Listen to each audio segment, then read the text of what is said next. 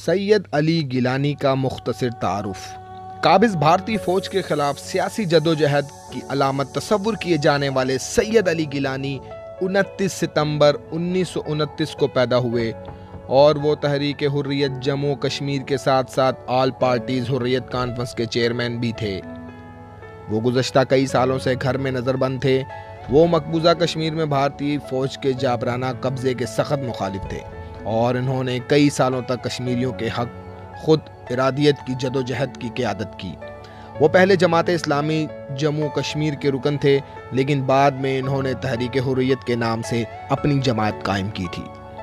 وہ 1972، 1977 اور 1987 میں 3 مرتبہ جموں کشمیر کے حلقہ سوپور سے مقبوضہ کشمیر اسمبلی کے رکن بھی منتخب ہوئے تھے۔ بھارتی جبر اور تسلط کے خلاف ڈٹے رہنے والے سید علی گیلانی گزشتہ 11 سال سے گھر میں نظر بند اور کئی ماہ سے علیل تھے۔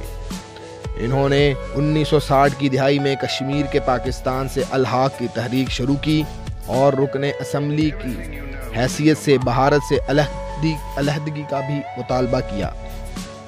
وہ 1962 کے بعد 10 سال تک جیل میں رہے اور اس کے بعد بھی اکثر انہیں ان کے گھر تک محدود کر دیا جاتا تھا۔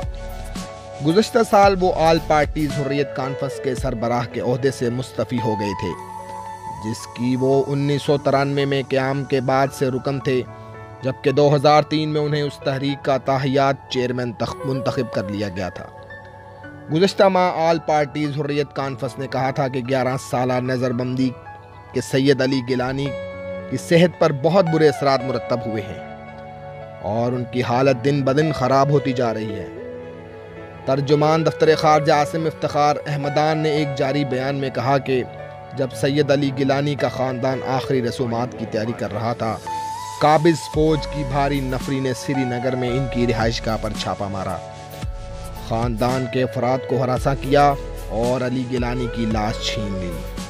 انہوں نے کہا کہ جب خاندان کے افراد نے چھاپا مارنے والے فورسز کو بتایا کہ سید علی گیلانی کی وصیت کے مطابق انہیں سری نگر میں شہداء کے قبرستان میں دفن کیا جائے گا، تو انہیں مبینہ طور پر بتایا گیا تھا کہ بھارت انہیں ان کی پسند کی جگہ پر تدفین نہیں کرنے دے گا۔ ترجمان نے کہا کہ بھارتی حکومت سید علی گیلانی سے بہت خوفزدہ ہے اور اس نے ان کے انتقال کے بعد بھی اس غیر انسانی اقدام کا سہارا لیا ہے۔ ان کا کہنا تھا کہ یہ قابض افواج کے وحشیانہ سلوک کی عکاسی کرتا ہے اور یہ ظاہر کرتا ہے کہ بھارت کشمیر پر اپنے قبضے کو جاری رکھنے کے لیے تمام سول اور انسانی اقدار کو پامال کرے گا۔ انہوں نے نشاندہی کی کہ مقبوضہ وادی میں کرفیو نافذ کر دیا گیا ہے اور انٹرنیٹ سروسز بھی بند کر دی گئی ہیں۔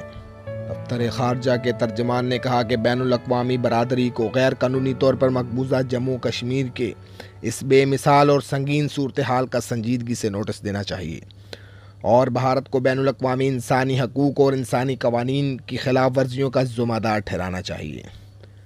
اس سے قبل دفتر خارجہ نے کشمیری علیحدگی پسند لیڈر سید علی گیلانی کو خراج تحسین پیش کرتے ہوئے انہیں کشمیریوں کی حق خوداریت کی جدوجہد کی حقیقی آواز اور ہیرو بھی قرار دیا تھا۔ ایک جاری بیان میں دفتر خارجہ کے ترجمان نے کہا تھا کہ پاکستان کی حکومت اور عوام نے کشمیری مزاحمت کے عظیم رہنما کے انتقال پر گہرے سوگ کا اظہار کیا ہے۔ انہوں نے کہا کہ قوم انصاف اور آزادی کے لیے ان کی زندگی بھر کی جدوجہد کو بھرپور خراج تحسین پیش کرتی ہے۔ ان کا کہنا تھا کہ سید علی گیلانی نے کشمیریوں کی 3 نسلوں کو غیر قانونی بھارتی قبضے اور نہت ظلم کے خلاف مزاحمت کرنے کی تحریک دی۔ انہوں نے مزید کہا کہ وہ جموں کشمیر پر غیر قانونی بھارتی قبضے کے خاتمے کے لیے اپنے مشن کو آگے بڑھانے والوں کے لیے حوصلہ افزائی کرتے رہے۔